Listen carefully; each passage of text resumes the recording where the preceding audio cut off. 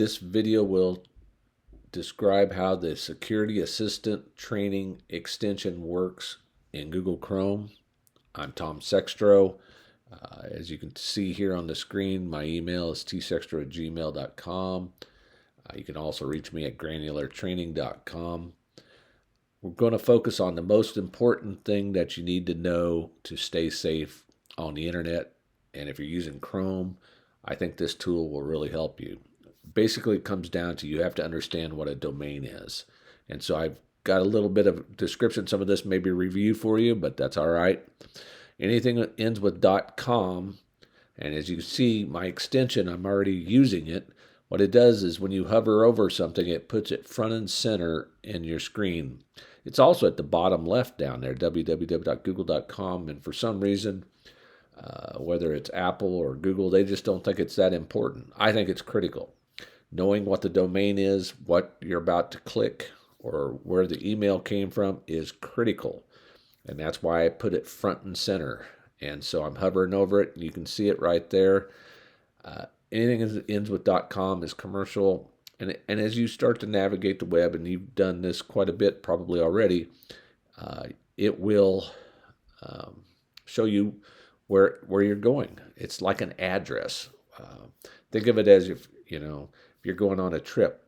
Where are you going on a trip to? Well, I'm going on a trip to Kansas City, Missouri, to watch the Chiefs play. Well, this is the same thing. Where are you about to go? Or if somebody sends you an email, who was that? Who sent that to you? And where are they from? And so they end with .net. They've got different ones. EDU is like education. And as you get more familiar and see these pop up, it'll be more. And then here's a new one. It's like ends with .uk. Well, that's United Kingdom. So country codes, the United States doesn't have I think it will work with .us. I'm not even 100% sure on that, but by default, you don't have to put that on. But other countries, just wanted to let you know, have extensions that end with, like in this case, United Kingdom. So one of the things that you've got to be really careful are the bad people are trying to trick you out of money. Your most important place you really, really, really have to hover is in your email, because people will try to trick you. And here's an example of one where if you don't pay attention, G00 google.com, it looks like Google, but it's not, and it's going to take you to a totally different address. And then at that website may look exactly like Google, and they're going to try to trick you into giving them access to your email or account or something, and say, oh, you type it again and capture your password, and then they can trick you, or hey, you owe money. That's the big one with PayPal. Sometimes, here's one, PayPal, and instead of an L, it's an I. One of the things is sometimes the domain is correct, like PayPal. I get scammed on it all the time. Somebody sends an email, and it is legitimate. It's paypal.com. But what happens is they're asking you, hey, you owe us money. Well, then your brain, you've got to kick in some common sense and go, I didn't order anything. Always and never just click on links in email. You can go to another tab and type paypal.com, log into your PayPal account, and check. So this isn't 100% going to protect you on the internet. You have to use your brain as well. Here's Amazon. They throw in an extra letter, maybe. Sometimes they do that. Email trickery. When you it looks right, and you think, oh, GoogleSecure.com. That's it. That's got to be part of Google. No, it's not. It should. They generally will use their same domain name, like Google.com. And so you have to be really, really, really careful. So similar sort of thing, PayPal-secure. No, it probably should come from PayPal.com. And so here's another one where the domain, the email is coming from account, login, security.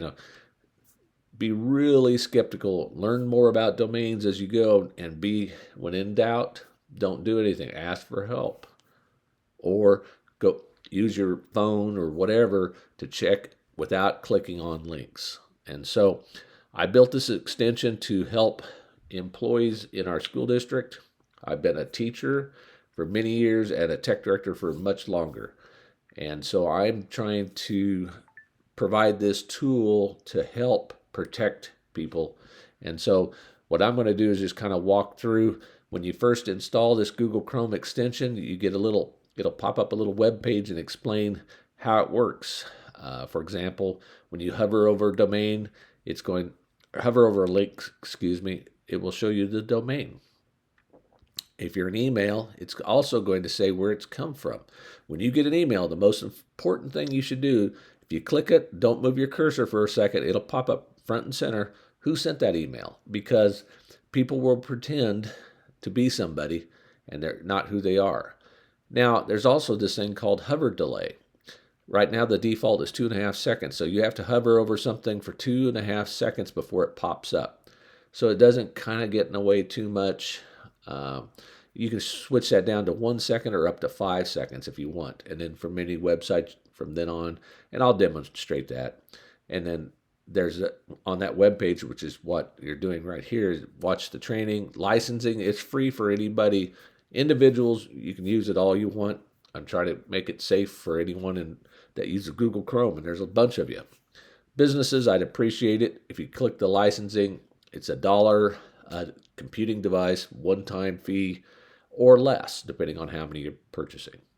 Now, here's the feature that's really powerful, and I'll show that here in a second.